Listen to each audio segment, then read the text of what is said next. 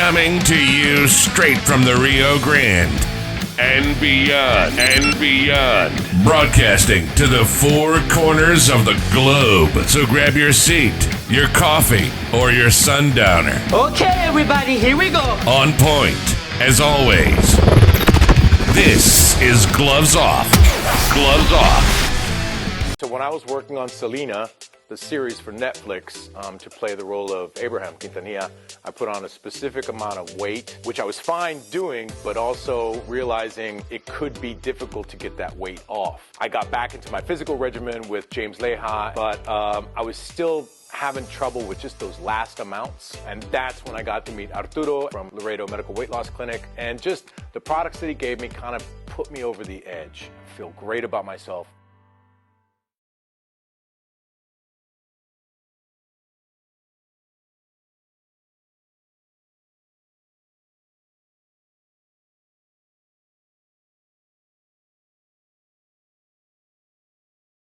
We're back at you in Gloves Off, and today we have a great guest, a guest that's been on a quest to change how court systems work here in the United States. A great friend of mine that's out there doing it all. He's from D.C., now he's in Oklahoma, and he's on there to change things for the remainder of us.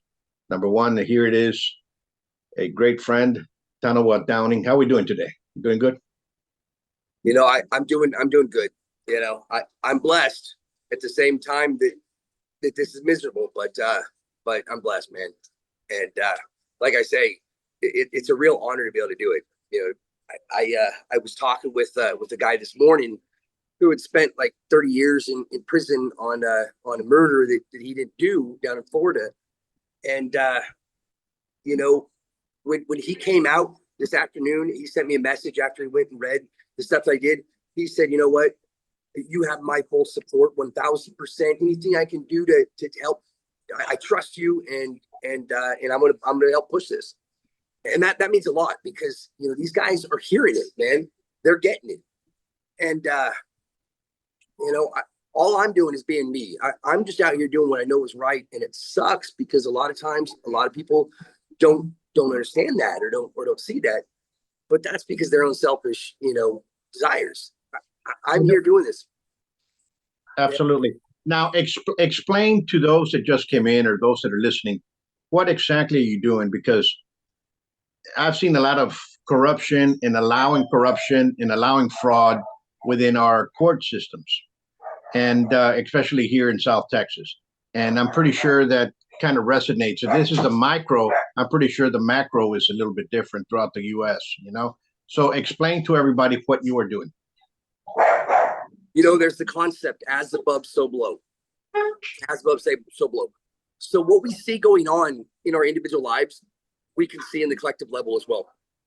I see it all the time. That's one of the ways that I'm able to, strangely predict the future is because I'm very, very acutely aware of what's going on in my own life, that I can actually extrapolate that and see, how that applies in the collective life. And a good example is that my children are going to be a product of the environment that my wife and I create.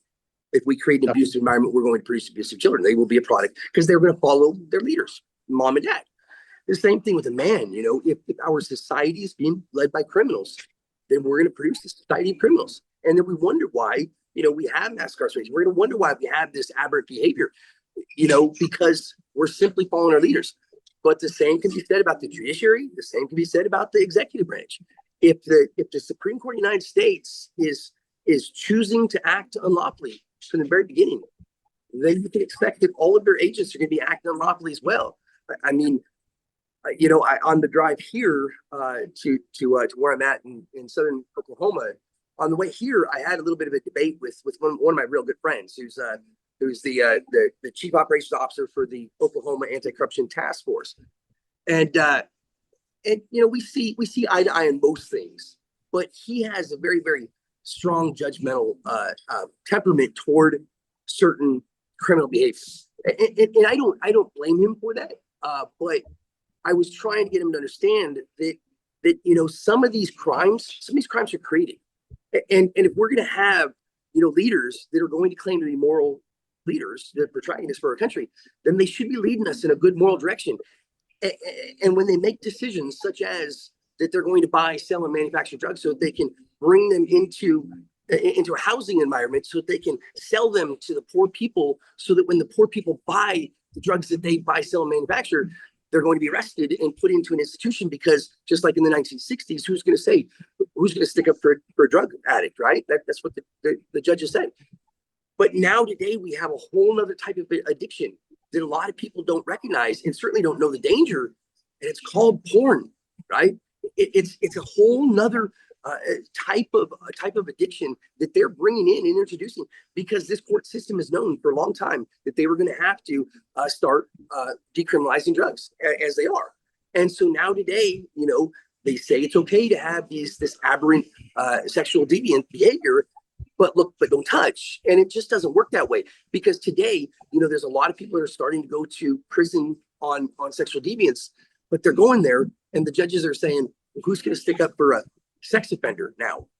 We don't understand that these people are just following the leaders. Our leaders are creating this environment, and then our people are going and breaking the law and becoming sexual deviants within the environment they created, and then we're holding them accountable. I don't think anybody should get over their crimes. But what I am absolutely never going to change is that the very first people that have to address their issues of criminality is going to be the leadership. If I'm father, I'm going to take accountability before my son takes accountability, right? If I'm the president, I'm going to take accountability before any of the people do, because I'm responsible for leading them in a specific direction. And we need these leaders to step up now. We need them real bad. When you're talking about leaders, are you talking about judges, or are you talking about who?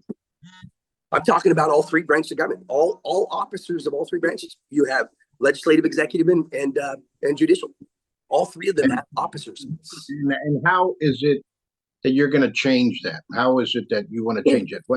What's your goal? What are you trying to change? That's a great question, because I know that for me, the moment that I realized that I was breaking the law, I couldn't do it anymore. I'm not a criminal. I'm going to stop, and I'm going to start doing things right. And that's what an honorable person, that's what a leader does. That is just good human temperament. We want to be good people. That should be the very first step in being a good person. And so, the problem is that, as you know, the last time we talked, the last time I was on your show back in June, I had just finished serving all of the 37 state attorney generals, right? I went on after that and I served the 37 state Supreme Courts, same state courts. So now I serve the highest judicial officer after having served the highest executive officer. And then I also went back to DC and I served notice to all of the United States senators and 250 of the United States representatives. They've all been notified. And yet not one of them is talking about this at all. Not one of them is willing to even debate me on the issue. Like, even tell me why I'm wrong. Why is it that a state can act contrary to the Constitution and deprive people in the United States rights that are fundamental to them, and then blame the system when innocence is in prison suffering? That's not all right with me. It's not all right with me. It's not all right with me. It'll never be all right with me. Okay. So now here's the question that I'm going to ask. What is a right that you're looking for to do the right, for people to understand how? So the Constitution is what it is. That is the agreed upon code of conduct established by the people. That's the only thing that makes America America. That's the only thing that gives public officials, government officials, their authority and grants them power. Nothing else. So when you willfully choose to violate that which gives you power, and then you claim that it even fucking protects you under some sort of bullshit sovereign immunity, like, these things don't make sense. And yet that's where we're at. Guys, the grand jury is the only thing that protects the innocent from hasty or malicious charges. It is the only step in the entire process that will make sure that innocence doesn't suffer.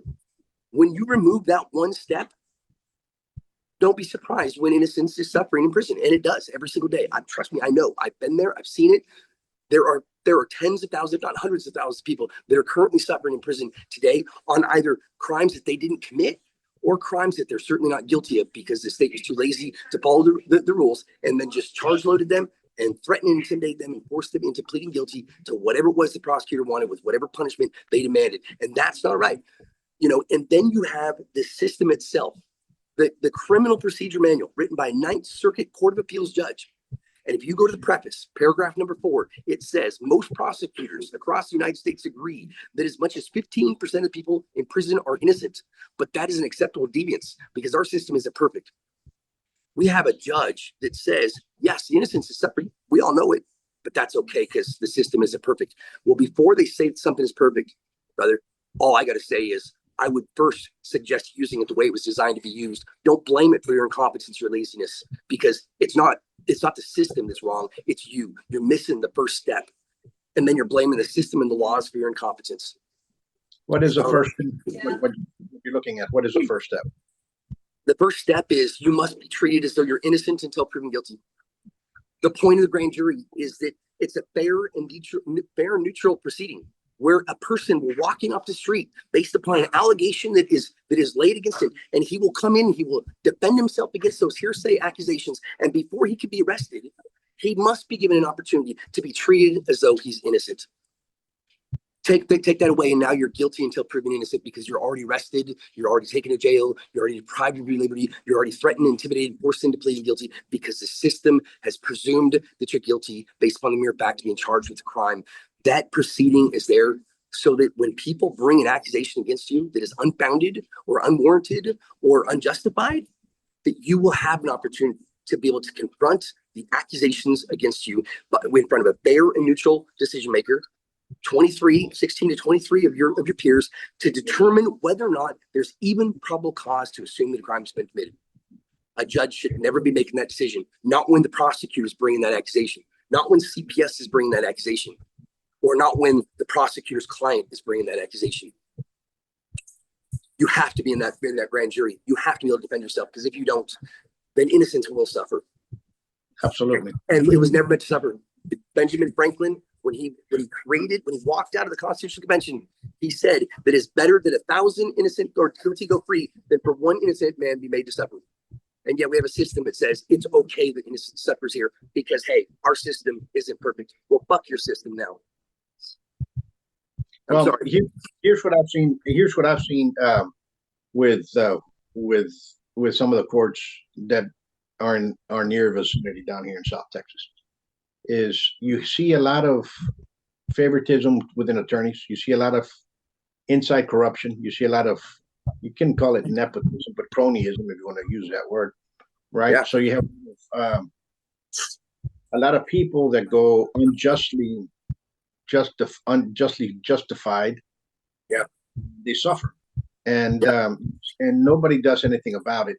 And I think it has to be. We have to bring a type of, how can I say? We have term limits. A lot of these district judges, a lot of these county judges, in some areas there is a term limit, but I think we have to place a term limit in a lot of them, including our federal judges, including our state judges. And the reason I say that is because once you cut that off, you stop making them a little deity, and that's what they become. They become a deity that become the supreme of the land, and that shouldn't happen. I think maybe one term, 4 years, and then switch to another attorney that's going to take over and go down that route. And I think that's what we need to do for kind of. There's a few things that I would suggest if I were in charge of. First off, you know what? There's a whole another type of legal expertise that exists. I'm showing everybody. I'm sure substantive law, right? There's a whole another type of legal technical expertise that's not even represented in a courtroom. I should be a prosecutor. Prosecutors should have my degree because my goal is to ascertain truth. I look at evidence and I look at things neutrally and unbiased because I don't have a degree with the end goal being making a person into a criminal. My end goal is to determine what's the truth based upon the evidence that's available. That's what my degree is in. You should never, ever, ever have a prosecutor have a degree in adjective law because they're incapable of ascertaining truth when all they know how to do is make a person into a criminal. This is the highest law enforcement officer. They should have a law enforcement degree, 100%. And I want the system to acknowledge this. because we will not go forward any longer with the judge, the prosecutor, the attorney, the fucking lawmakers, and all the rest of them having goddamn degrees in juris doctorate, in enslavement. We're not going to do that anymore because that degree is the reason why we have slavery in America. Because that's what that degree is. You have a degree literally in slave. If our 13th Amendment made synonymous the term prisoner and slave, they mean the same thing. That if you have a degree in making a person into a prisoner, you have a degree in making a person into a slave. And then we wonder why the slavery institution wins every single time. We wonder why we have an 800% increase in the prison population, why we have 16 times more prisoners than the next closest successor nation, why we have 5% of the world's human population, but 26% of the world's prison population is because our leaders are fucking slave owners, traders. That's a fact, man. And it's not all right. And so, but there's some other things. One is you're right. Judges should not be lifetime appointment. Never. The whole purpose of our system of government was that the government officials would be subject to the people, right? And then they took a branch of government, made a branch of government not subject to the people. Are you serious? I mean, our system of government was supposed to have the government officials be subject to the people, and we wonder why they think that they're noble and immune and sovereignty and royalty or whatever.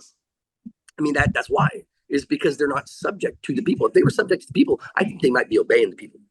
Because I'll tell you what, when the people walk into that courtroom and that judge sees the people there, right?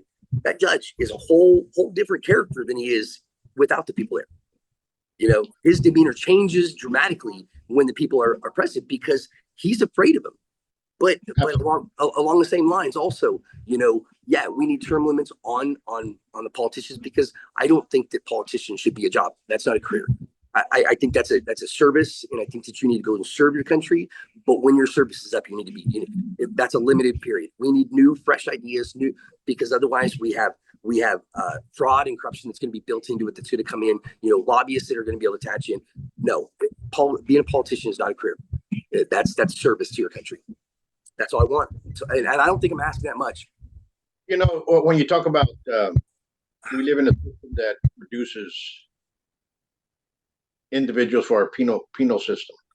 You're absolutely correct. There's something in school right now called school to prison pipeline districts, and they're all over Texas. They're all over the United States, and they get these kids that low income, and by the time they get out of high school, they're already in the penal system. They start them off in juvenile, and all of a sudden they become seniors. They do something wrong, and they're no longer going to juvenile. Now you're going to the county jail, and that's what we're doing, and we have to stop that. And I agree with you in stopping that. And once more, like I said, I think we need to change. There has to be a huge revolution, and when I say about revolution, it's a change, not physically, metaphorically speaking. Is that we have to change the laws and the statute of how long you can serve. Yeah. You can only 4 years, one term, and then you're out of here. Let's get somebody else. I mean, we have way too many attorneys out there. They can change. They can do whatever they want on the board and go down. Now, this 4 years, it's you. Next 4 years, it's so-and-so, and downward down the line. But we have to change it in that way for everybody to serve. Yeah. And I'm going to tell you that we got that opportunity right now. Because if my message gets out there, if I can break through this glass ceiling finally and be heard, and that's why I'm heading south. That's why I'm going to Dallas tomorrow. Is that I'm going to start hitting some news stations. It hasn't worked 200 times before, but that doesn't mean it's not going to work on the 201st time. Something has to happen, and I know that my time is running very, very, very short. The administration's not going to let me continue to talk and continue to do what I'm doing. And so I have to be very careful. But what I want to say, the point that I was trying to make there is you have a long fight ahead of you, and it's a fight that you see. There's a lot. How can I put it? There's a lot of things that we have accepted as being right that are not, and when we become complicit, then all of a sudden that's the danger portion.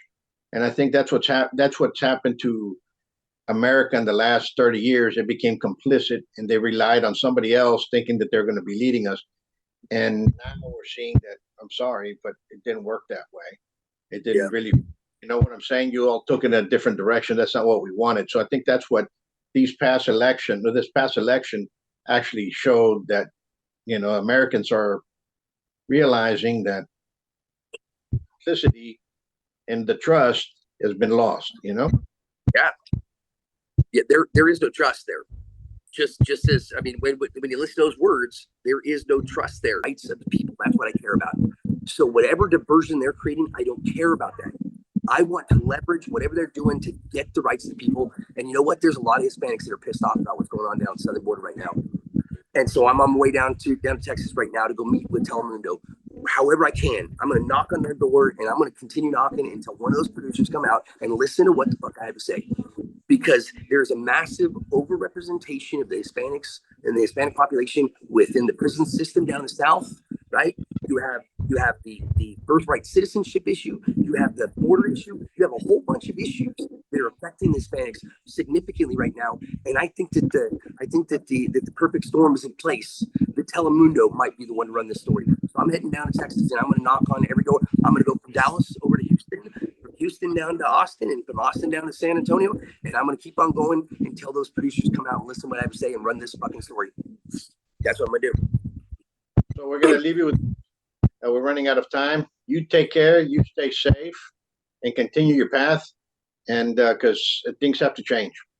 Thank you. Thank you guys so much. It's been a real honor serving all of you. God bless. Be safe.